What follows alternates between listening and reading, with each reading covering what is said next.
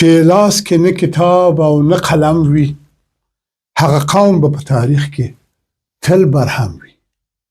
هلکه چې مونږ ته وایي د ژوندون رڼا د نغښتې علم و فن کې، د ژوندون رڼا د نغښتې علم و فن کې ناپوهان مدام اخته دي په درد و غم کې.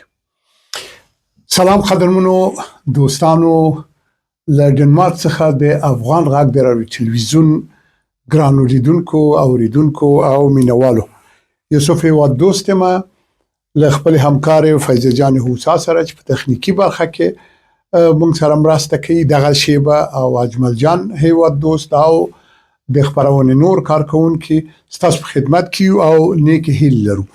دغه څلوریزم چې ولوستله دا د ډیر پیاوړي شاعر امان الله خان نصرت و. امان الله نصرت د ژوندۍ ښه شاعران ښه بیتونه وایي. په هر حال قدرمن دوستانو، بیا هم د خبرونې وار رسېدلی ده چې تر اوسه هیله لرو دا تیر بخشونه یا برخې ستاسو خوښې شوي، دا سندرې چې خبرې شولې هم ستاسو خوښې شوي، او پاتې برخه چې دا 2 ساعته مونږ در سره یو دا هم تاسو ته ډېر په زړه پورې. او کني مونږ سره مرسته وکړئ، مونږ ته لارښوونه وکړئ او ټلیفون وکړئ مونږ ته، او یا هم د هیواد دوست په فیسبوک کې یا مسنجر کې یا واتس اپ کې مونږ ته ولیکئ. زمونږ د ټلیفون شمیره ده 0045 11 9391. قدرمن دوستانو، دا ځل مو د اونۍ د یادښت ترڅنګ چې د اونۍ په یادښت کې ډیر یو لنډ مطلب ده او نور بعضې هغه برخې دي چې د چیګپا یا څه خبرو برخې نه مو غوره کړې ده، هغه به هم تاسو ته ولولو. خبره دا ده چې په د دې اونۍ په یادښت کې یوې مسالې ته زمونږ هم پام شو او هم غواړو تاسو سره شریکه کړو. هغه دا چې کله چې مونږ افغانستان ته لاړو، زه او فیضه جان هوسا او زمونږ د ټیم او ګروپ باور وکړ چې یو خو د خپل خپلوانو افغانانو ډیر تودر کلی سره مخامخ شو چې د زړه له کومې ته مننه کوو، خپل وطن هم ده مننه به ولې کوو، خو مننه د دوی د سړیتوب نه کوو، د دوی د میلمه پالنې نه، ځکه اوس خو مونږ هلته نه یو.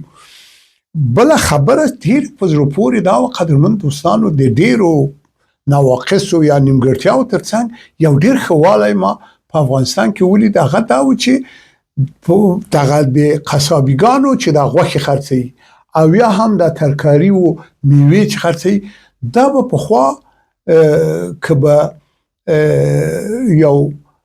یو ټن میوه به هلته وه او یا به 10 دانې پسونه ځوړندول کنه، نو هلته به د 10 پسونو په ځای 110 مچان هلته ول، مچان او غنبسې او دا شیان به ډېر هلته پراته ول. شنونده و بیننده عزیز و گرامی، حتما با ما موافق هستین و اونایی که در داخل افغانستان هستن همی لحظه میفهمند که واقعا اینمی تغییر بود در وطن ما.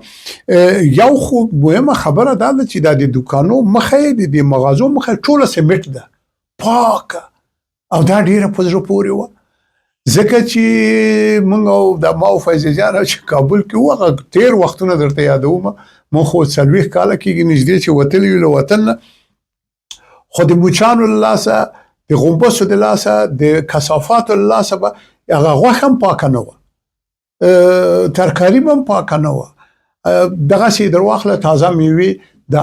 او اوس مونږ بیخي کاملا یو ډېره صفایي ولیدله. دا غوښتل مو چې د اونۍ په یادښت کې تاسو ته ووایو، هیله ده چې دغسې ښېګڼې په افغانستان کې نورې هم زیاتې شي او ښارواليګانې پاملرنه وکړي دې ته چې د خلکو روغتیا او بل د ښار ښه والی ده، د مملکت او د هیواد ښایست په دې کې نغښتی ده.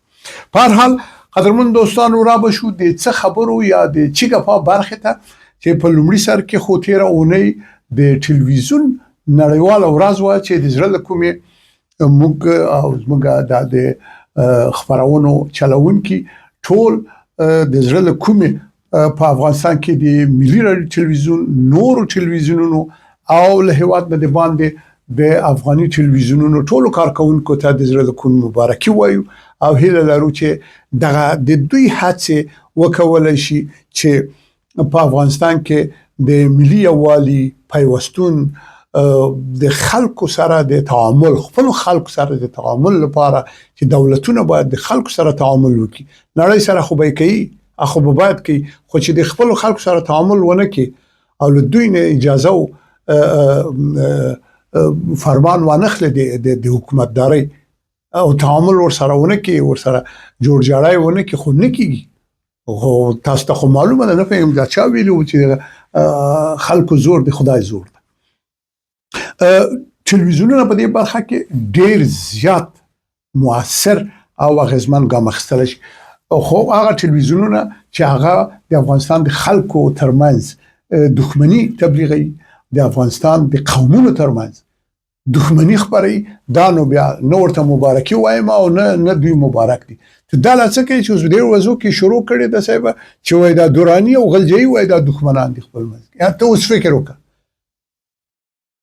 خو تاجیک او پښتون او هزاره او ازبک او پښوی ویل وای دا دښمنان دي هغه ویل چې دا خبره خو نه اوس وای راځه دا بل پټونه پروي سره او دونه افغان دښمنۍ سره دا ډول تبلیغات یعنی افغانان یو پیوړی ملت ولس ده او دا ملت د 15 کال خو اسناد موجود دي هغه نه مخکې نو خیدا لوی اریانا کې د سخونه او چې دا وره لکه زمکه غوخه یو دم را پیدا شوې دي دا پښتانه یا د نور قومونه خود دلته له خوانه خل 15 کال مخکې ریښه شته ده خو دام چیرنې غواړي او هغه باید را پیدا شي دا یو واحد ملت ده دا یو واحد هیواد ده او دا نه تجزیه کودونکی ده او نه قومونه یو بل سره دښمن دي دغه ډول تلویزیونونه یا رادیوګانې او یا ورځپاڼې او مجلې کلچیر د تبلیغات کوي دا خو دې بخي زه خو ورته مبارکي نه وایم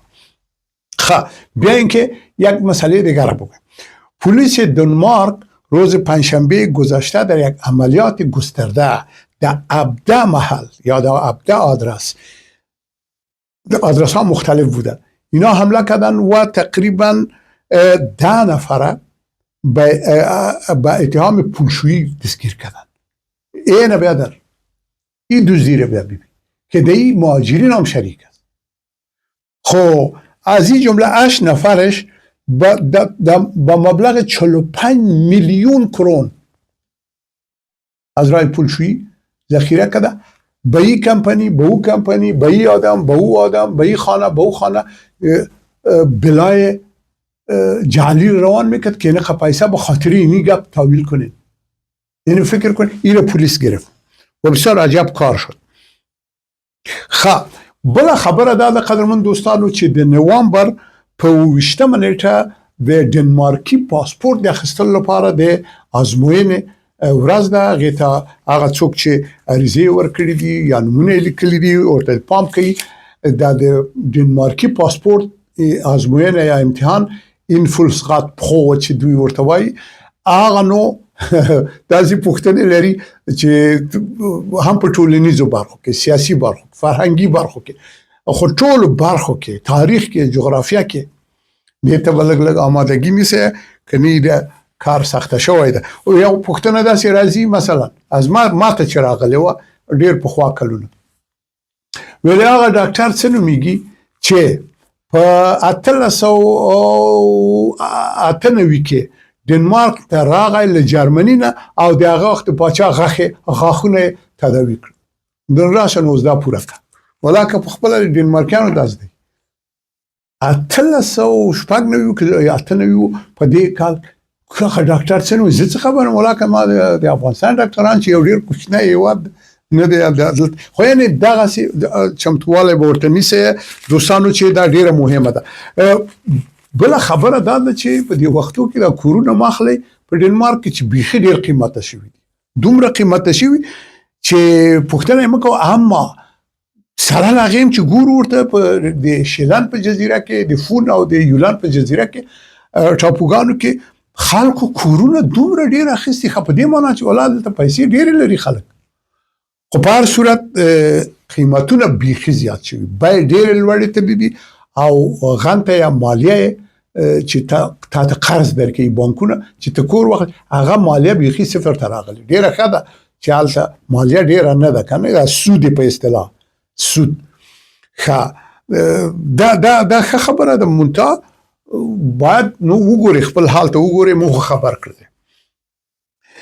بل د ډنمارک پارلمان فیصله کړې ده چې 3000 کم درآمده متقاعدینو ته د جنوري له میاشتې نه به 15,000 کرونه ورلیږي.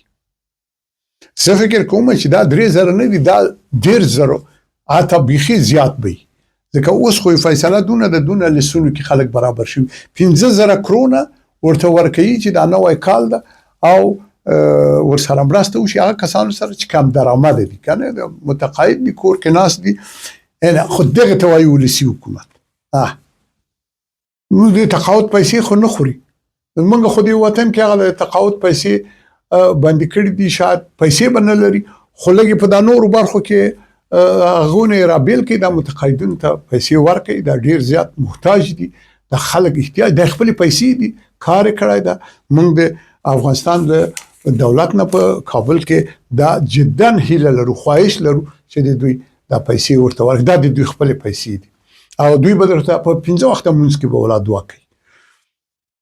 خب روزنامه بیتی دنمارک نوشته کرده که در بین مهاجرین عراقی، لبنانی و افغان، اینا بیا دیگه ای را گوش کنین سبک، اینا امی که خدا با در دیوانگی میزنن، اکثرت کل اینه یگان تا که میگن با تقاعد پیش از وقت بگیرم، خود ناخ خود مریض مندازن و باز یگان کارهای روانی دیوانگی میکنن. نه، به خاطر از اینکه افاده بده که اینه یه آدم خود جور نیست، این خود مریض است، بینکی رو حالا تقاعد بده مالی کدام جنجال دیگه برای ما خلق نکنن. آل صاحب یه حسابتان نفهمیده، آل نمیکنن. گفته ما این رو باید دقیق ببینیم و کمیسیونایی رو میبینه. یعنی واقعا این سه کشور ریکارد قایم کرده، عراقی ها، لبنانی ها و افغانی ها، همه این مهاجرین دمی کیس است، در حالی که خود دنمارکی ها تا آخر عمر میخوان کار کنن. مثلا 68 سال فعلا تقاعد است، اینا تا 95 سال تا 100 سال هم کار میکنن، مگر ما در 40 سالگی خود در دیوانگی میتونیم و در وطن خود کار نمیکردیم. یک قصه است باز براتون میگم، خمیل یک کم مختصرش میگم. در یک جای بر ترجمه رفتم، گفتیم افغانای شماست و همچنان یک گروپ دیگه از عربا بود. در این گروپ عربی ما برابر شدم که کتی از اونا به خاطر که اونا فارسی ایرانی رو صحبت میتانست. خب برای ترجمه اونجا رفتم، این مناسب یکی آساچوب داده سی زن و شوی وضعش خراب.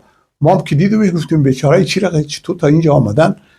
ریسپ گفت که چرا این شما 35 سال از اینجا هستین، هنوز هم ما ترجمان میخوایم براتان، هنوز هم ما شما را کمکای نقدی ماهانه میکنیم، ما دیگه نمیتونیم، شما 35 سال از اینجا هستین.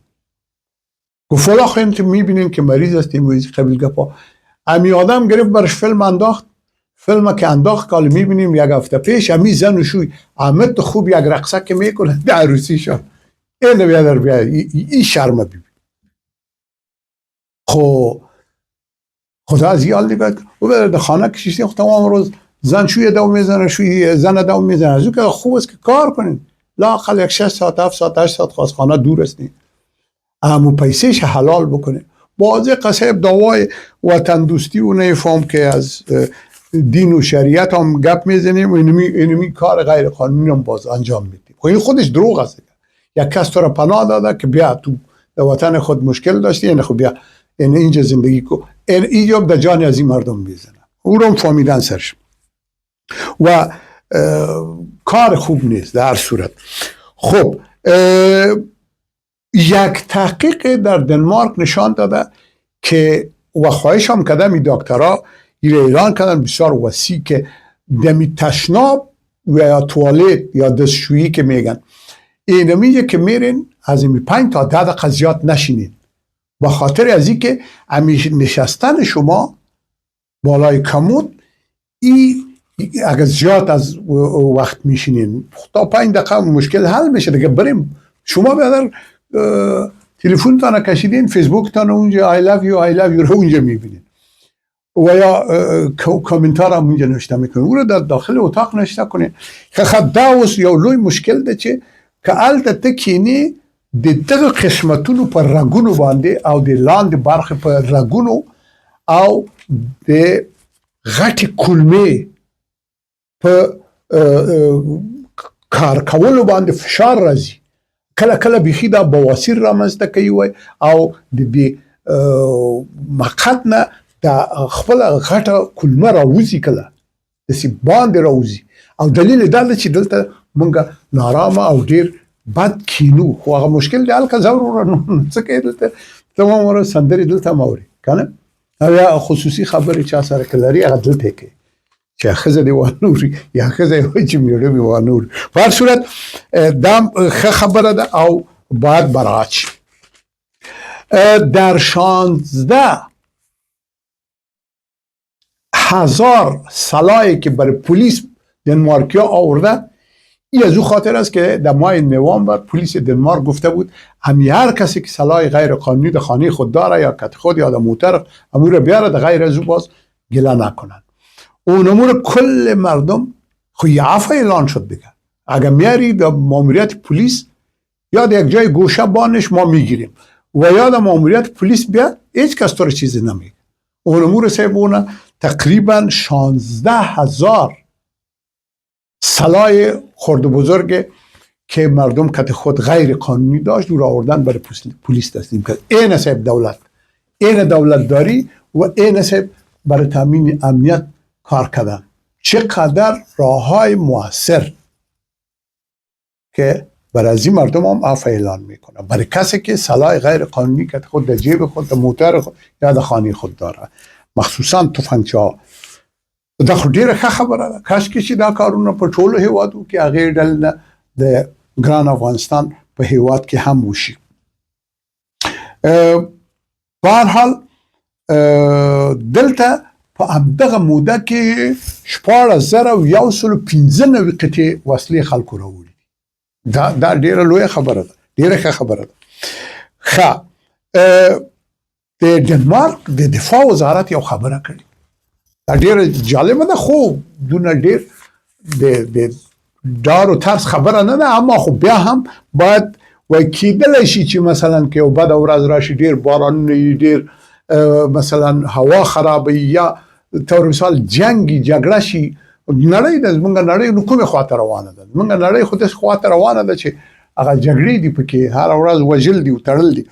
نو یو 3 ورځو لپاره یا یو ډېرې مودې لپاره لږ ذخیره کور کې ولرئ، مثلا اوبه ولرئ، د څښلو اوبه، د خوړلو لپاره د کنسروې ولرئ چې هغه په دې قطعیگانو کې دي. همین کنسروې مواد غذایی را داشته باشین و خراب نمیشه برای بسیار وقت. آب آشامیدنی داشته باشین برای لااقل 3 روز. نه پاور بانک ولرئ. دا پاور بانک هغه چې د موبایل ته د تاسو چارج ورکوي، ځکه برق خو به نه وي، دا خو یو چیرې به بیا یو ورځ یا یو ساعت به چیرې که برق و بیا به هغه د چارج کوي، بیا به د دې نه تلفن ته چارج ورکوي کنه. چارج پاور بانک بسیار ضرور است که اگر برق نباشه که باز از اون طریق تلفنتان چارج باشه. یک رادیوی داشته باشین که همراه بطری کار کنه. یه رادیو باید ولرئ چې بطری کاری پکې او نور نو زه فکر کوم چې هغه دواګانې او داروګان چې ډیر ضروری دي او عاجل ناروغۍ لپاره دي، د ځان دردۍ لپاره، د زړه بدۍ لپاره، د تسکین د اعصابو لپاره، مثلا دغه دواګانې باید په کور کې ولرئ. این دوای ضروری مسکن درد و از قبیل همی که در حالات اضطراری به کار بیاد. اما این هیچ گپ جدی نیست. یعنی اگر گپ جدی باشه خو یک آلارم اعلان میشه از طرف دولت، میگه برادر برین حالا زود چون که جنگ است. نه، یک آمادگی در کل جا ما در افغانستان هم کار میکنیم، در امریکا و در فرانسه و در روسیه و در اوکراین و در هر جای. نه باید آدم در خانه خودی چیزها را داشته باشه، نه به خاطر از اینکه کدام جنگ و ترس است، بلکه به خاطر حالات اضطراری دنیای ما. از دنیا خود یک زلزله میشه چطور میکنیم، یا برف و باران میاد چطور میکنیم. یعنی به این معنا که این گپ بسیار خوب است که ما بعضی چیزها را در خانه داشته باشیم برای دائم. ما و فیض جان خو اینال میریم یگان چیزها رو میگیریم، لطفش باز در برنامه بعدی برتان میگیم که چی چیز گرفتیم. د مهاجرت د مسئله پوښتنه کړې ده ځینو دوستانو چې په ډنمارک کې د مهاجرت مسله څنګه ده. من په وار ویلي دي قدرمن دوستانو دغه ډنمارک ته خو مه راځئ که راځئ مهرباني وکړئ هغه ستاسو خپل کار ده، خدای هم راوله، اما راتللی نشئ. ځکه راتللی نشئ چې دا لارې ډېرې بندې دي. اروپا ته راتګ سخته ده، بیا له اروپا نه بیا په ډنمارک ته راتګ، بیا دلته نه قبلېږي، ډېره مشکل. داسې نه ده چې مهاجرت بند شوی، مهاجرت شته، منل شته، اما خو یو دلیل باید ورته موجودی. داسې دلیل موجودی که دسی نی رو حالا تو نباشه بیادر که یه نفر از ایران آمده یا از پاکستان آمده، یک 20 سال اونجا تیر کرده، 10 سال اونجا یا در ترکیه در دوکانهای ترکیه کار کرده یا در سایر بازمه اونو اونجا شکایت میکنه، اینجا در مصاحبه خود میگه که والا اینو فلان دولت مرا میکشت یا فلان قوم مرا میکشت. در افغانستان کی قوم کشی است، کی زبان کشی است، کی از خاطر زبان کشته، یا کی از خاطر مذهب که تو شیعه هستی یا سنیستی یا پشتونستی یا هزاره و تاجیک و نفهم پنشیری یا کیستی. هیچ کسی رو به این خاطر نمیکشن. هر نظام از خود مخالفین داره و از خود زندان هم داره. خب هر نظام داره، کی نداشت مگر از دوران اون نادرخان حساب کنید، همین معاصرش، یا ظاهرخان حساب کنید، از امروز اعلیحضرت محمد ظاهرشاه تا این میل هر دولت زندان نداشت. این دولت جمهوریت حامد کرزی و اشرف غنی نداشت، خود داشت، زندان داشت، مخالف هم داره. خب بیا خیلی ثابت کو که خودت اینجا در افغانستان زندگی در خطر است. او را فیلم داری، عکس داری یا سایر اسناد، در غیر از او بسیار مشکل است که آدم پذیرفته شد. بنان در کوشش مکوی قدرمن دوستانو چې خپل ژوند خراب کړي، من په وار ویل دي چې په غیر قانوني توګه مرزه آنلاین ورشه وزارتونو ته مراجعه وکړي، د دې هیوادو عمل ته ورته ولیکي، خپل مشکل اسناد ورکړي، امکان یا سفارتونو ته ورشي کنه. اما دا چې دلته راشي نیم لار کې نیم مړ شول، نیم څوک ته دفاع کوي. والله په بل باور وکړي قدرمنو دوستانو چې د ایران او پاکستان له لاسه وشي او د دې ترکیه قسم درته پوست د منګه باسي، این از دست پاکستان غرق است. پاکستان عامل بدبختی و عامل بی‌ثباتی و بی‌ثباتی کشور ماست. این یک وقت همین جرگه افغانها که در اروپا است، جرگه سراسری افغانها در اروپا، همین شعار داشت که اینمی دو کشور عامل بی‌ثباتی افغانستان. ما میگفتیم والله چی میگه؟ حالا ما میبینیم در طول دوران هم 50 سال که راستیام این کشورها عامل بی‌ثباتی، عامل بدبختی. و برادر تو حال افراد و اشخاص و گروپ‌های تروریستی را در کشور تربیه میکنی، برای ما تا حال روان میکنی. در 70 سال غرق ما کردی، 20 میلیون افغان کشتین در ایران و در پاکستان. این روان نمیکنن. خود افغان پیسه میده، میگه برو مردم تا بکش، بندای برق از بین ببر، سرکا و راه ها، معلم ها را پستش نمیکشید. خب ایتو که هست تا ما این کشورها را درس نکردیم، میریم اونجا که میریم خوب لط ما میکنه. ایتو لط ما میکنه که قسم بر بخورم پشت روی با اون داغ. قدرمن دوستان نور بخواهد چې راځي ډنمارک ته، هر چیرې چې ځي هغه ستاسو خپله خوښه ده، مګر موږ خپل غاړه خلاص کړو. ما خو گفتیم دیگه دلتان گردن خود خلاص کردیم. خب یک مسئله دیگه که بسیار مهم است او است که در دنمارک وقت زبان دنمارکی رو تو یاد نمیگیری و میری در او دوکان و در این دوکان و در او پیزا فروشی و در او رستوران مزدوری میکنی که پاکستانی ها، ایرانی ها و یا برای بعضی افغان ها و غیر قانونی کار میکنی. حالا خب ببین دو گپ بسیار خطرناک اینجا تو در قبال خود داری. دو عمل که باید بر از اون متوجه. یک، تو از آموزش زبان ماندی، اونجا خوب بره تو در ساعت مثلا 20 کرون میده یا 50 کرون میده، در حالی که از لحاظ قانونی 150 کرون یک کارگر باید بگیره. تو باید رسمی اونجا استخدام شوی، در غیر از اون تو غیر قانونی کار میکنی. خب چطور میشه؟ این یک گپ که خودت از زبان ماندی، مکتب رفتن نمیتونی، اون سر پیسه آمدی به خاطر که نمیشه وطن روان میکنی، نمیشه اینجا برای خود اون رقم کامپیوتر و تلویزیون میخری. خب مسئله دوم چیست؟ مسئله دوم ایست که یک کار غیر قانونی است. یک کشور تو را پناهنده ساخت و قبولت کرد، حال تو قانونش از بین میبری. تو کار رسمی باید بکنی و از کارت باید مالیه بپردازی. اون خود گیر میشی. 3 روز باید امی بسیار که ناوقت شو 3 روز. نو خواه قدرمون دوستانو چې تاسو په یو هیواد کې غیر قانوني کار کوي او د پیسو لپاره ملا تړلې ده، بچیان هم دې ته تشویقوي چې ځئ.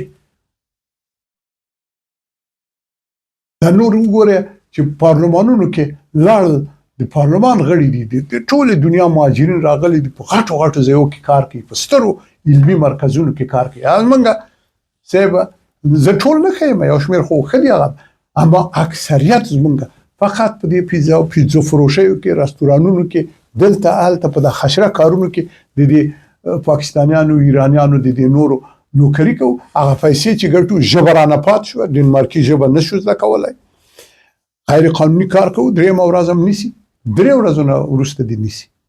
ښه خو طبیعي ده چې یا به بندي یا به غټه جریمه ورکوې او توبه نامه در باندې باسي او یا به ډیپورټ کېږي خپل وطن ته. دغه مسئلې ته پام وکړئ قدرمن دوستانو. نور نو مونږ په دې اونۍ کې ډېرې خبرې نورې نه لرو. هیله لرو چې جوړ، خوشحاله، نیکمرغه اوسئ. موږ په ډنمارک کې ستاسو په خدمت کې یو. هره پوښتنه چې لرئ لطفا مونږ ته یې ولیکئ، د هیواد دوست په مسنجر کې یې ولیکئ، د یوسف هیواد دوست یا هغه فیسبوک چې زه لرم هلته وي، او یا هم د افغان غږ راډیو تلویزیون خپله ځان ته فیسبوک لري. په ډنمارک کې په پښتو یا دري ژبه یې ولیکئ، افغان غږ راډیو تلویزیون ډنمارک، او یا هم د هیواد دوست په مسنجر کې د پوښتنې مو ولیکئ، غوښتنې چې څه غوښتنې لرئ، څه مشکلات هم څه دي، ستونزې چې موږ لاړ شو د وزارتخانو سره هم دننه په افغانستان کې هم دلته هر چیرې چې ستاسو امر انشاءالله هلته به موږ خبرې وکړو. زموږ د ټلیفون شمېره ده 0045 چې دا کود د ډنمارک ده، او هغې نه وروسته 11 21 93 1. ښاد، آباد، سرلوړي، هوسا او ښاد اوسئ.